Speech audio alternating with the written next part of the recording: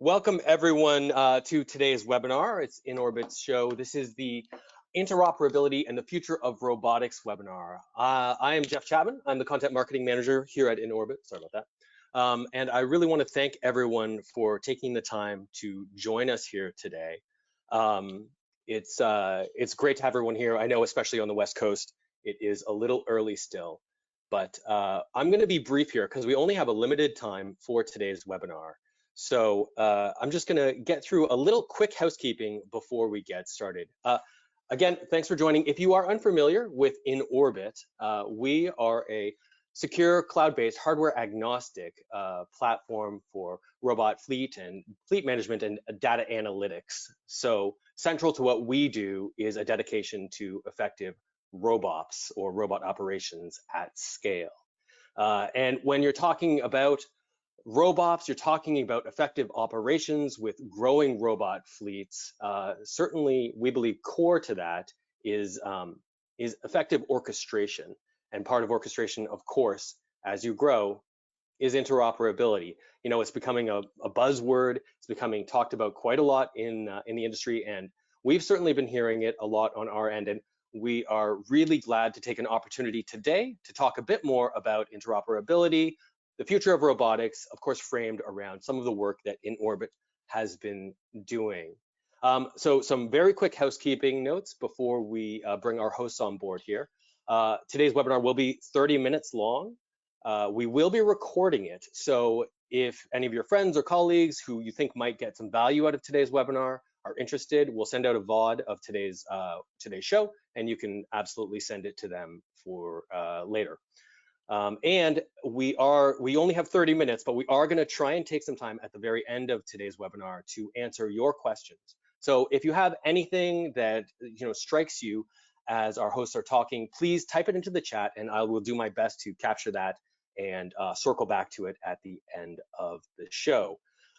I think with that, we are looking good. I'd like to quickly bring up our hosts now. Please join me in welcoming the InOrbit CEO and CTO, Julian Cerruti, and Florian Pestoni to lead today's webinar. Hi, guys. Hello. Welcome, everybody. I'm going to hop off. I'll see you guys.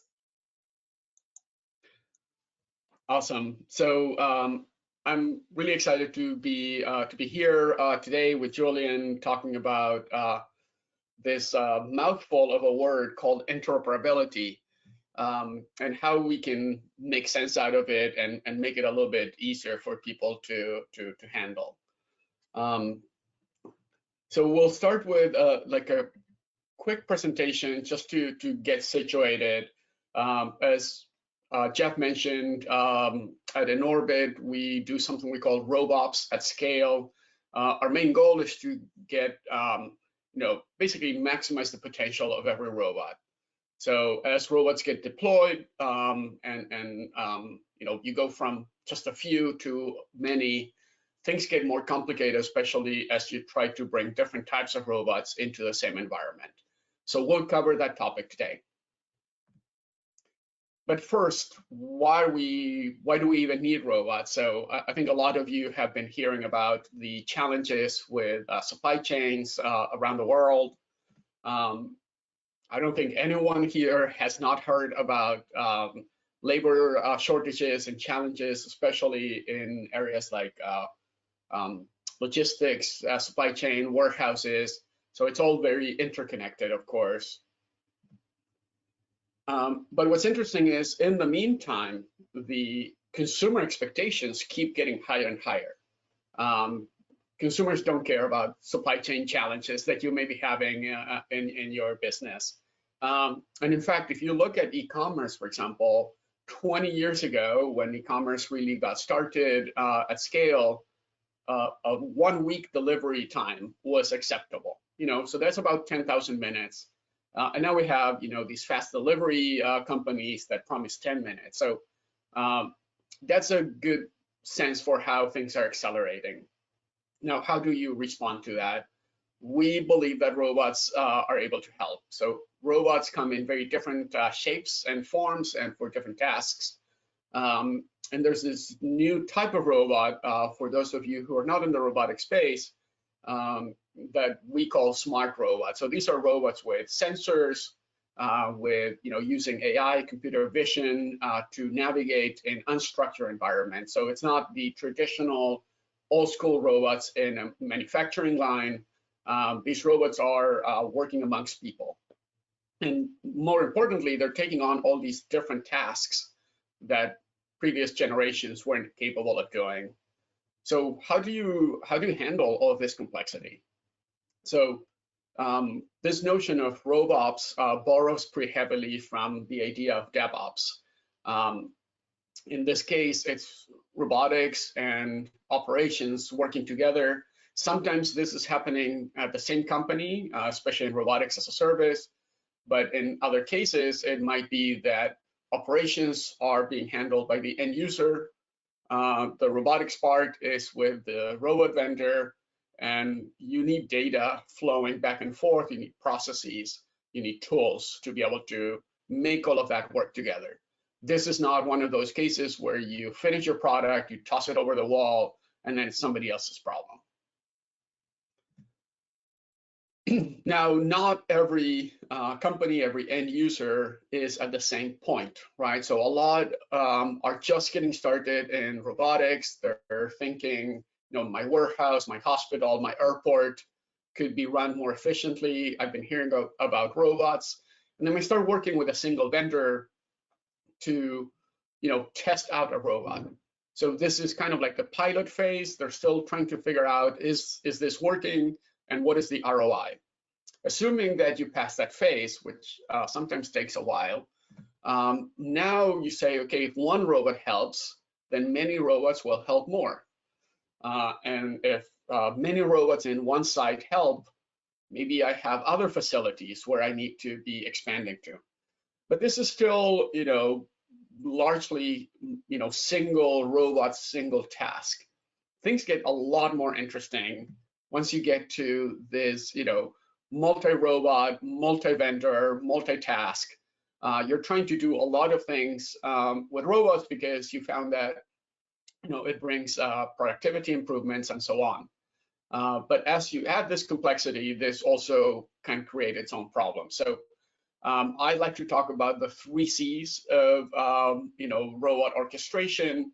And it starts with coexistence. So when you introduce different robots, they need to get along.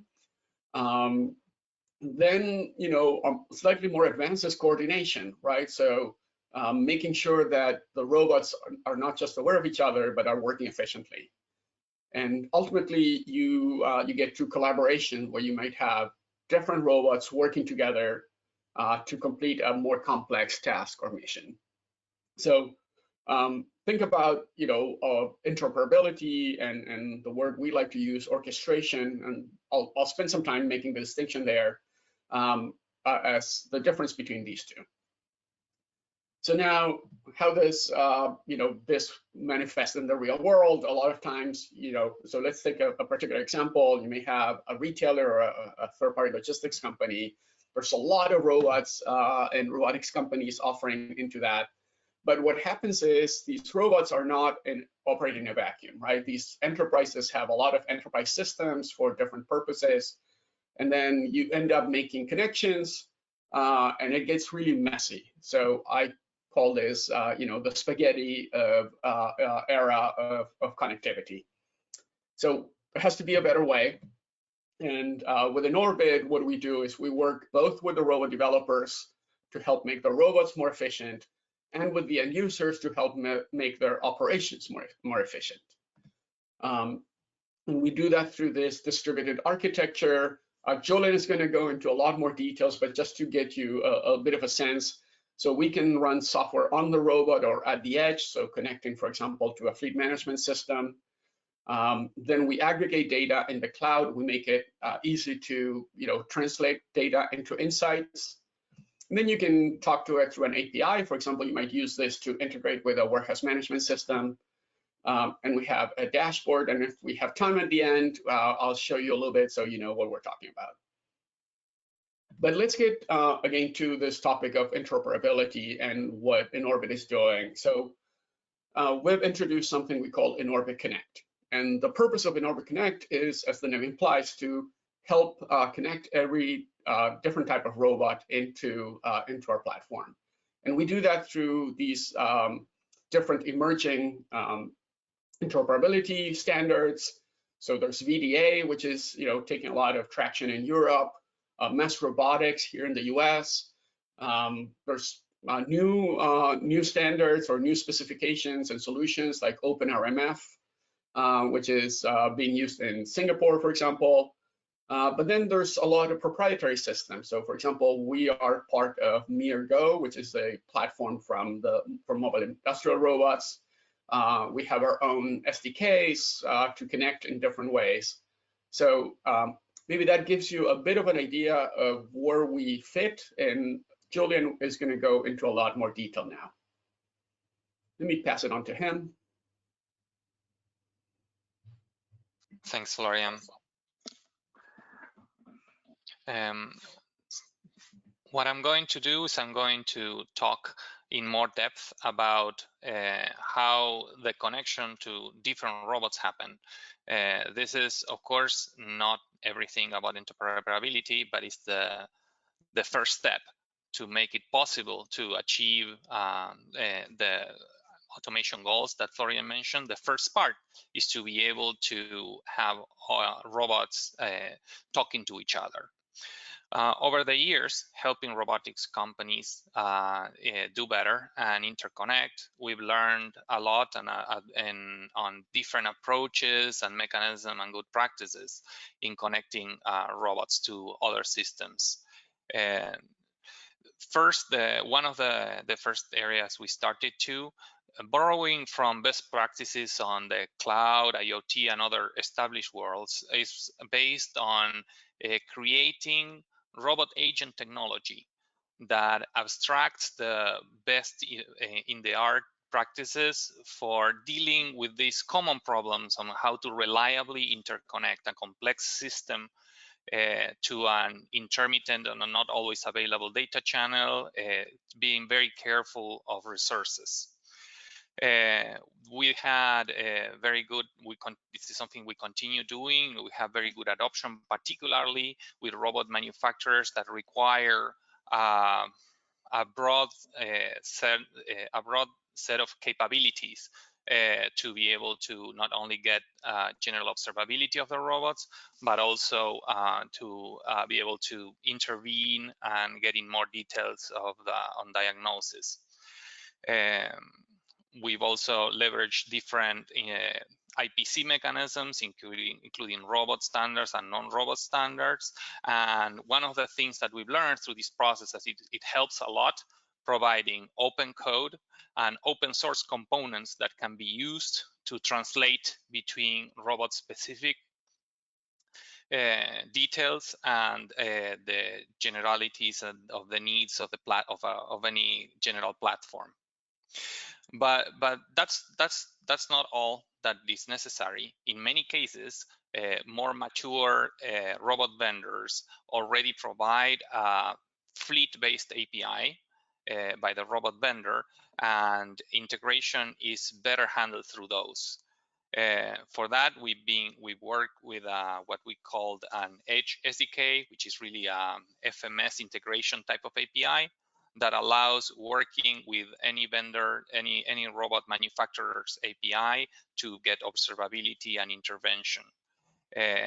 This basically brings the agreement on what is the level of functionality that needs to be done together to the robot vendor API, which in general has discrepancies between them, but they have enough commonality that in less than a week it's possible to integrate a new robot vendor. We've done this with several vendors in the market, including, for example, a good example that I like is the MiRGo program that Florian mentioned. This allowed to both do the integration of the robot to the platform for interoperability, as well as creating good commercial opportunities together. And more recently, there's been an uptake on standards, which makes it this is probably very obvious, creates mechanisms that both robot vendors and cloud platform manufacturers can implement following the same standard. It's a great opportunity for collaborating amongst multiple parties together.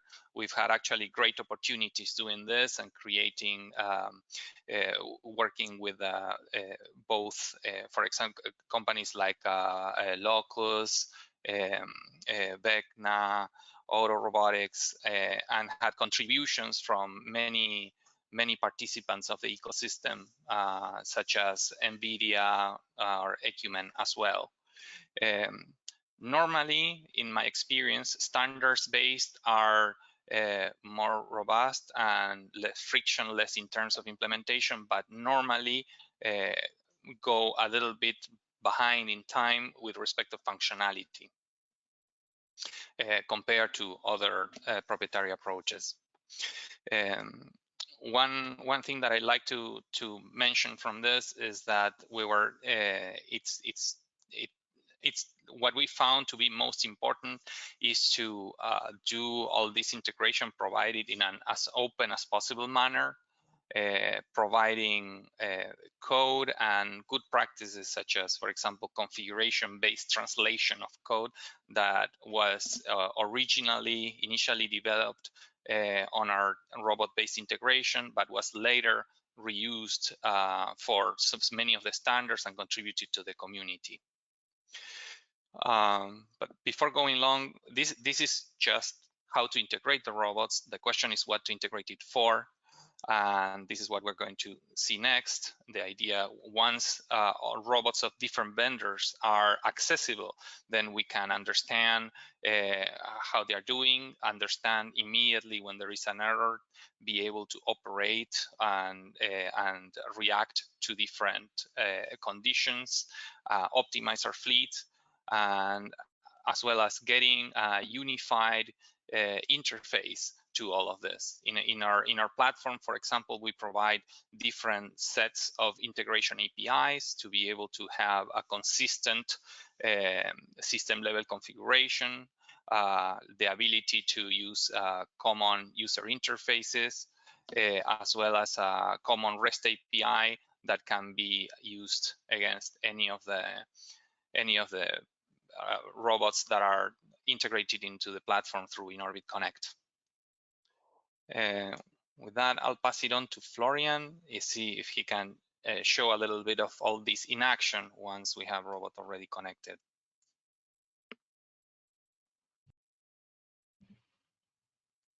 Thanks, Julian. So I think we covered so far a lot about interoperability, and Julian hinted at what is it for. We try to make the distinction between interoperability, which is like a very technical and kind of geeky word with too many syllables. That's really about the mechanism for connecting different systems, and then orchestration, which is what you actually want to do with the robots once they're out there. I wanted to show a little bit of how at InOrbit we can manage these heterogeneous fleets of robots and how we can enable more complex orchestration of robots. I'm not going to go into a full demo, but at a super high level, you can see what's going on across the world with your robots. You're able to sync or drill down into your fleet, have a real-time view of your whole fleet, and basically I can organize my view by customer. So let's pick one of these customers. Let's pick Best Bay, and go to one of the facilities that are being managed.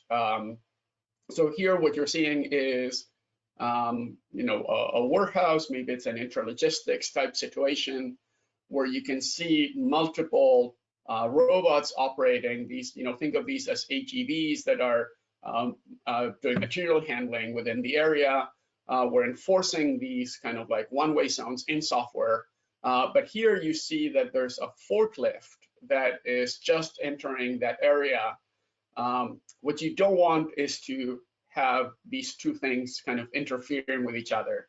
So in this case, what you can see is this AGV or AMR that was moving here was actually directed by InOrbit to stop, while in this case, it was set up so the forklift is a higher priority vehicle. The really powerful thing about this is it's all done in software in a robot agnostic way. So once we have that integration, that connection through InOrbit Connect of these different robots, we can do these kind of high-level traffic rules, if you will, in this case. Again, the intent here is not to replace the native FMS for these various robots, but to augment what they can do on their own and to enable that level of coordination that I was talking about before, without creating any traffic jams. Now, of course, sometimes you can define your warehouse to not have these type of situations, but as you add more robots, and there's natural intersections in the flow of material, this is more likely to happen. But again, this is kind of the real-time aspect. This is the software handling things on its own. Then I think at a higher level, you want to know, are the robots doing what they're supposed to be doing? Are they carrying out the missions, the tasks that they're defined for? So again, that's something we can track. We can track it in general. We can track it by customer. And I wanted to, in this case, maybe go to a particular robot. And I can see that it's carried out a mission here. This was last night. And then I can get a little bit more detail. And here, what I wanted to highlight is sometimes you need to understand the behavior of the robots after the fact to see how you can run your facility in a more efficient way. So you can go back, and again, this is going to work across any type of robot, where you can see the robot, as it went through this period, and then the incidents that were generated, right? So in this case, we're enforcing a single occupancy zone. So again, in software, we can see when the robot enters an area, and then we can signal other robots not to enter that area until it exits. And then as I want to try to see how this is, how efficient this is, we can see, for example, here in this heat map, that there's a bit of a choke point here. So perhaps this is something that the warehouse operations team can do something about. Maybe this is something that can be moved to make the robot move through this choke point in a more efficient manner. And by having all the data correlated in one place, you can make better decisions. Lastly, I wanted to show something that's a little bit, what's next for InOrbit, which is this idea of collaboration. So in this case, what you're able to see is, for example, a robot arm that's doing depalletizing. There's a forklift here that's dropping off a pallet.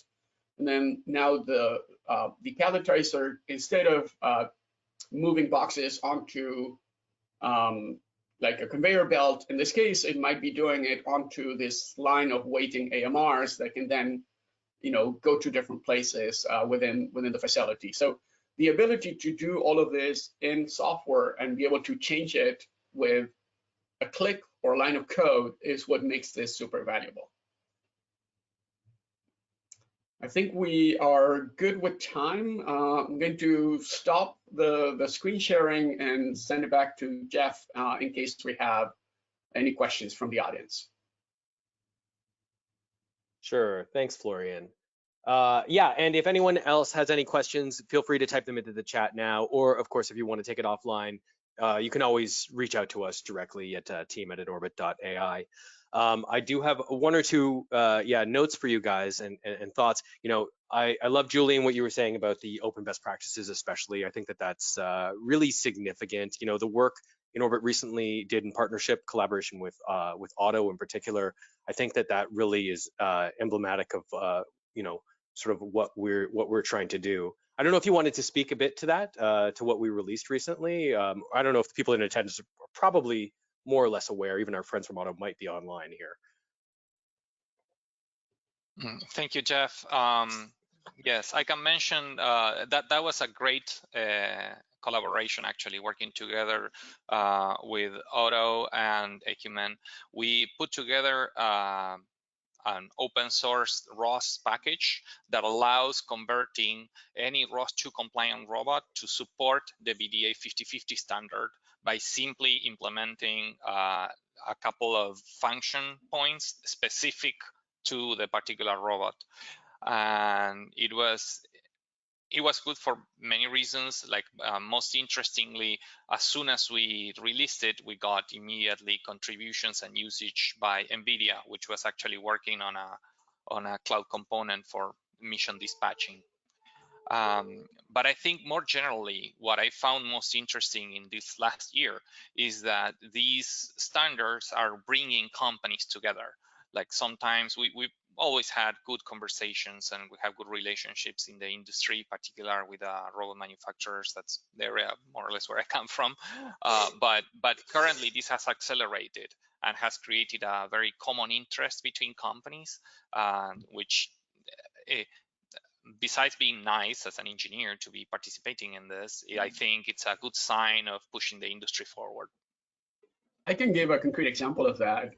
So at the A3 AMR and Logistics trade show just a month or so ago, we wanted to show Mass Robotics, which is another widely used interoperability standard.